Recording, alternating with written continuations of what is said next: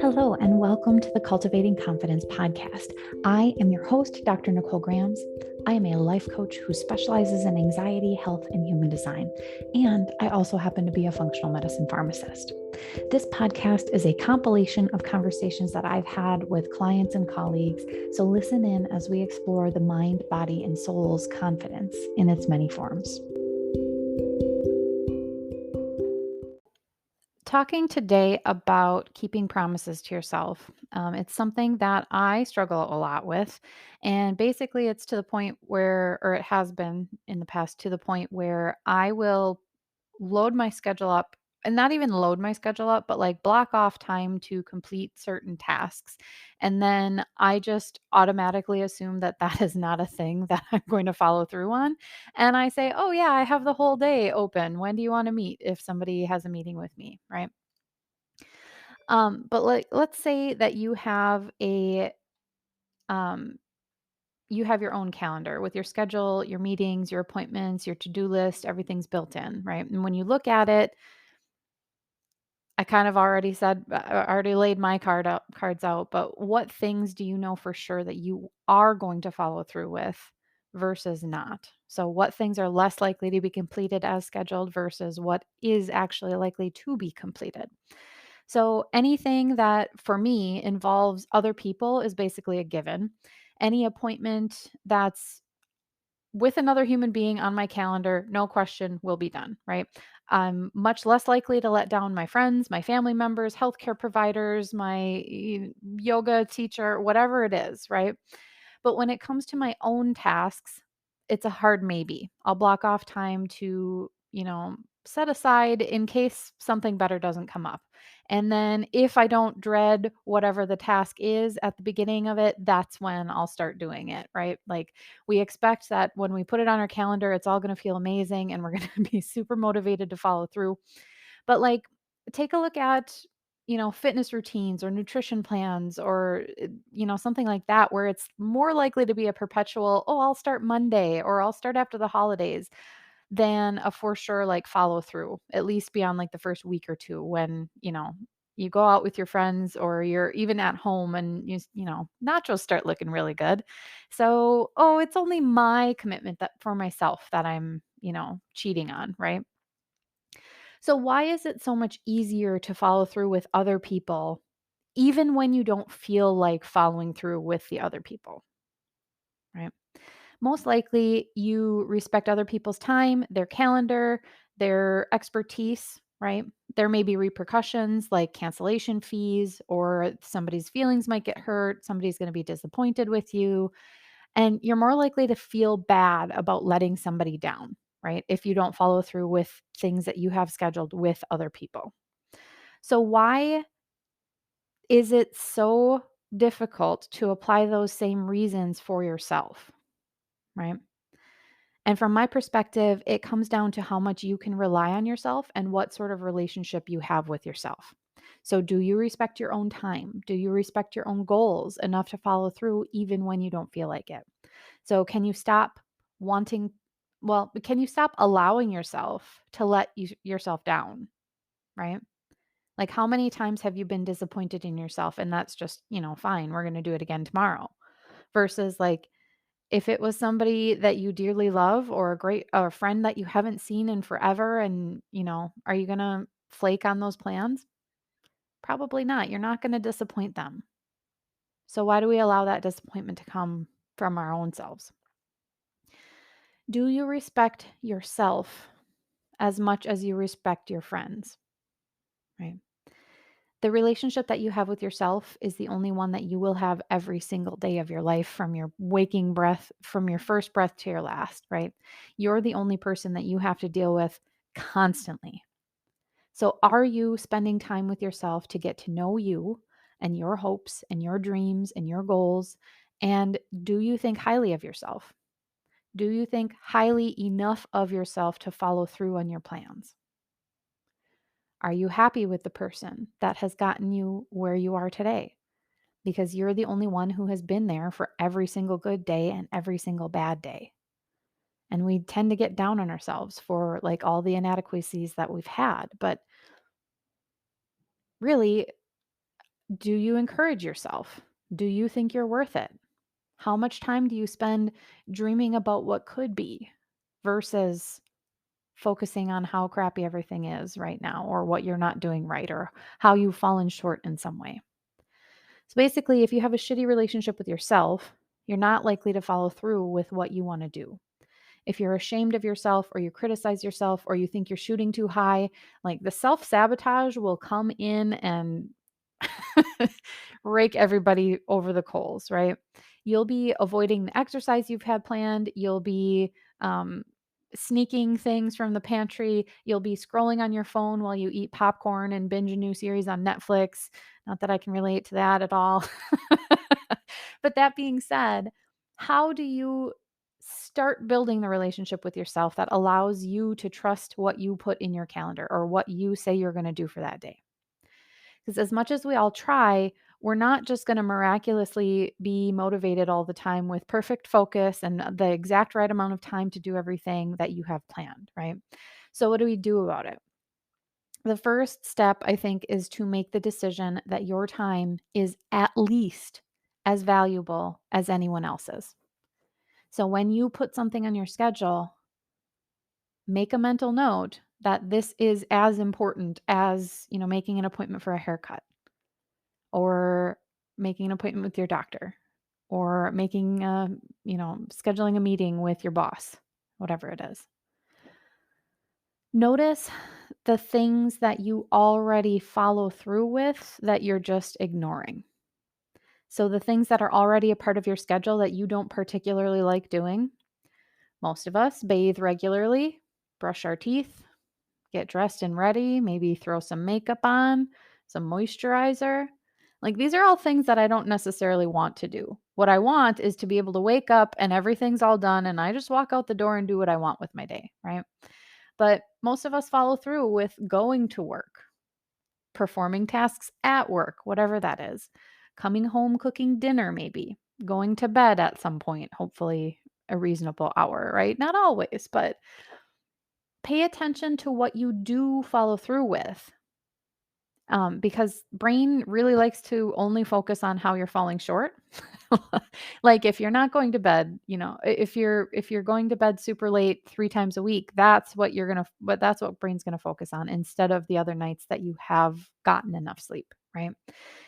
If sleep is an issue for you, that might be something you want to reprioritize. Like, how is your relationship with yourself? Are you getting enough rest? Are you allowing your body to have the time that it needs to calm down? Right? Because that in and of itself is going to bring focus and clarity and help your body to feel better instead of being run down all the time. So find ways to get rest in, even if it's not sleep, it's, just sitting down for 10 minutes when you get home from work or whatever it is. Give Yeah, brain likes to run a smear campaign to only remind you of your shortcomings. So it's your job to stand firm and pay attention to what you're doing right. Be intentional and give at least equal airtime whenever you can in your brain to the positive things that you're doing as much as it focuses on the negative. Brain's trained to look for everything, all of our shortcomings. So we have to retrain it to start looking for the good things. In order to start building trust with yourself, you have to start really small, like super, super, super small. Like one singular thing to address at a time, not adding 12 things in various areas, not focusing on, all the, how I'm going to change my diet, how I'm going to change how I move, how I'm going to change how I'm sleeping, all the things at once. It's really exciting. It gets very, you get super super stoked for the first 3 days and then it's like, "Oh, this is too much," right?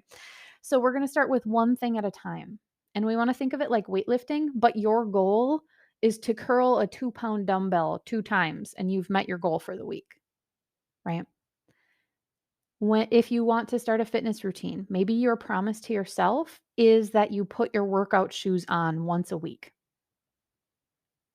When you put your workout shoes on, you might be more likely to just go do the thing, but you have completed your task by just putting your shoes on or maybe stepping outside the door, right? When you're wanting to make changes with your nutrition, changing your food around, maybe you decide that one meal per week is going to be cooked from scratch with whole foods, vegetables, whatever it is that you want to do. 1 meal per week, right? We don't wanna come home and have gourmet meals, have to cook gourmet meals every day, right? Like, that's exhausting if that's not something you're used to doing. So cook 1 meal, maybe have leftovers, whatever, 1 meal per week.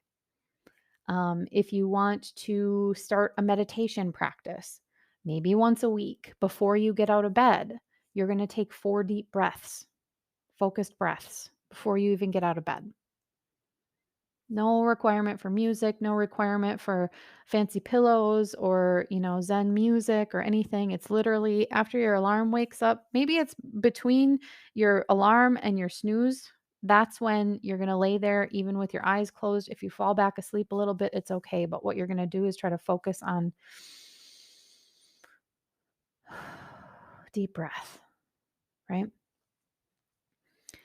Maybe if you're working on self love, maybe when you decide that your tiny thing is going to be looking yourself in the eye when you brush your teeth at night. Because you're probably standing in front of a mirror if you're like most bathrooms out or if you're in most bathrooms out there. You're gonna have time where you're just kind of standing around and what you can do is meet your gaze, right? And look into those eyes and just consider whatever it is that comes up. The point here with these tiny, tiny goals is not so much to conquer the world with whatever the goal is, but to make the goal so small it's barely even worth doing. And why do we do that? It's not enough to move the needle. It's not enough to meet your goals. It's not enough. It's like so insignificant that it doesn't even make sense. But the point is, it's not supposed to make sense. It's supposed to be something that you task yourself and you follow through with. And when you start following through with these tiny, tiny things, you start to build trust with yourself that even if you don't want to do it, I'm going to put my shoes on, right? You're retraining your brain to follow through on tasks that you assign yourself. So we don't want to be putting 5 hours worth of extra stuff on yourself and trusting that you're going to follow through. Like we could coach you through that, but it's going to be a lot more challenging than if you just decide, all right, what can I do today, right? When you start to follow through on small things, I kind of alluded to this already. You might expect to have that motivation because it's so small. It'll probably give you a little thrill when you can check it off your to do list or however you want to keep track of it.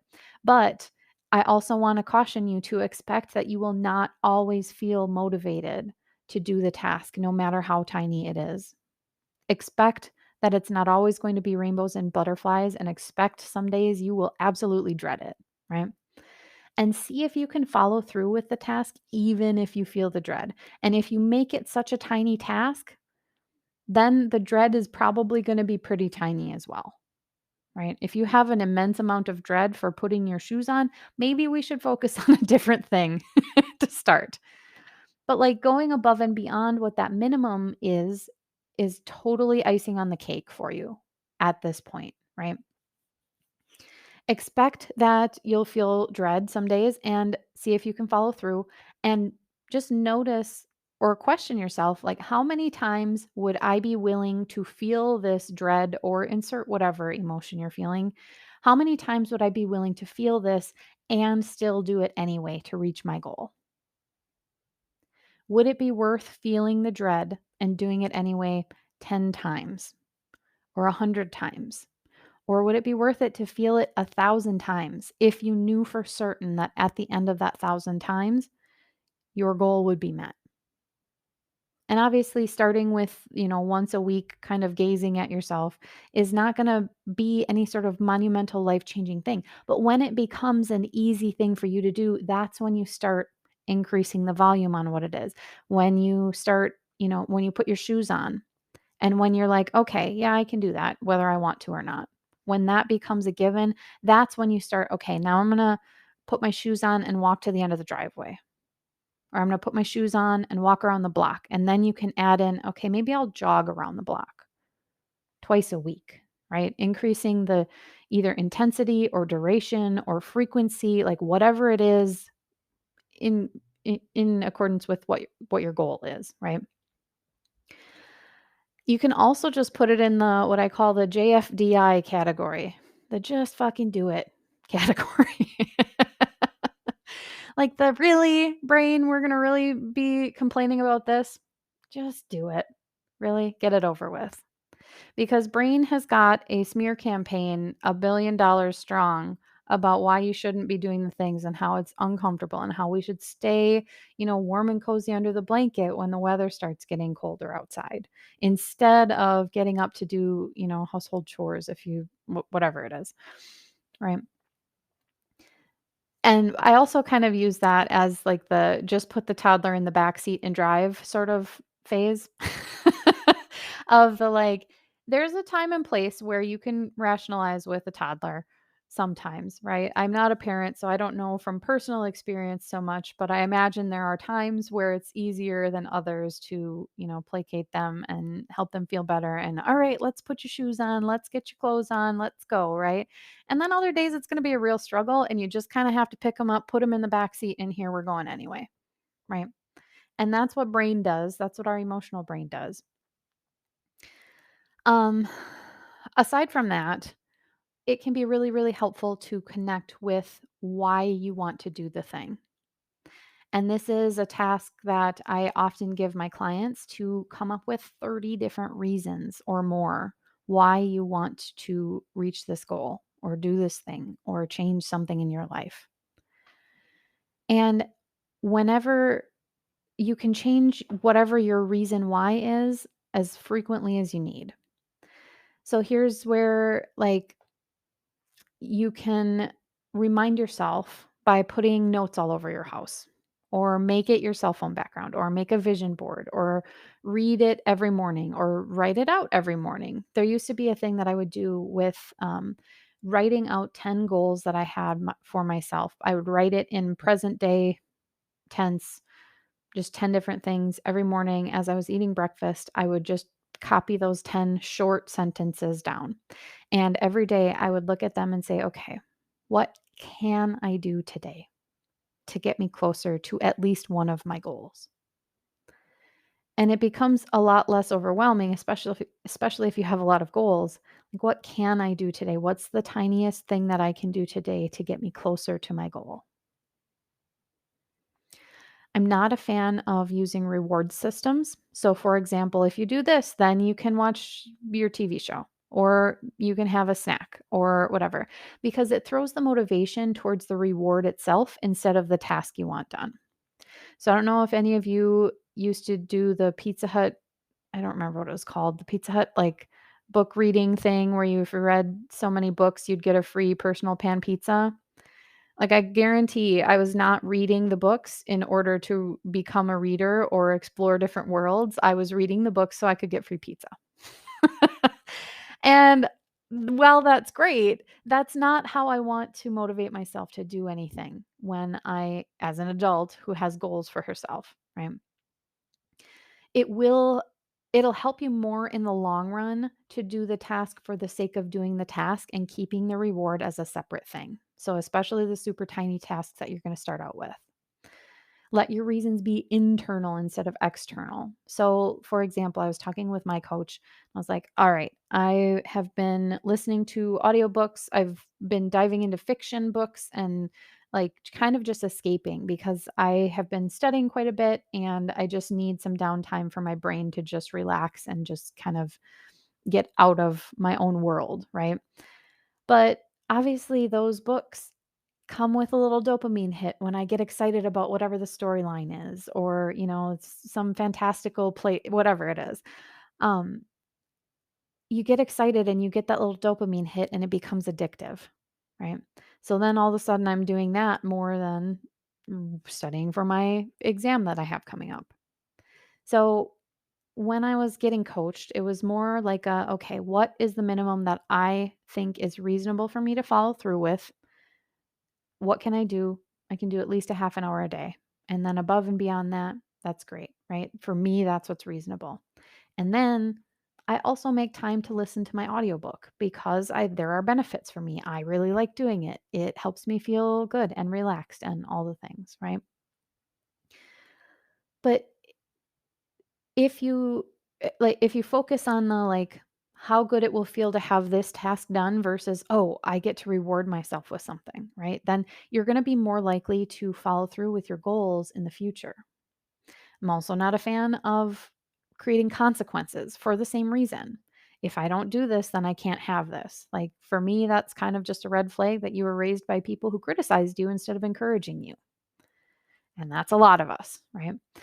But if you if you take a stance on encouraging yourself, if you build that relationship as if you loved yourself, if you don't actually already, right? What would encouragement look like versus negative consequences? And self punishments are often far worse than what a natural consequence would be of not following through with a task. On the last note here, I'm also not a fan of doing it to prove yourself to anyone or anything, right? Including yourself. So if you're doing something to prove it to someone, your ego is probably getting in the way and clouding the waters. And proving yourself usually comes from some sort of inadequacy. But if you didn't have to prove yourself to get things done, how would that change your approach? Right? Would you take the pressure off of what you're doing? And often taking that pressure off is all you need to actually get started. And if you're not sure where to start, even after all this, please reach out to me and I would be absolutely thrilled to help out. Thank you for taking the time to listen in today. Many of you will be able to take the ideas that you've heard and apply them in your daily life, and that's really all you need. That's amazing. But for those of you who could use a little one on one help with how to make these things actually work for you in your real life, please reach out. The link to schedule a consult with me is in the show notes. You don't have to do this alone. See you soon.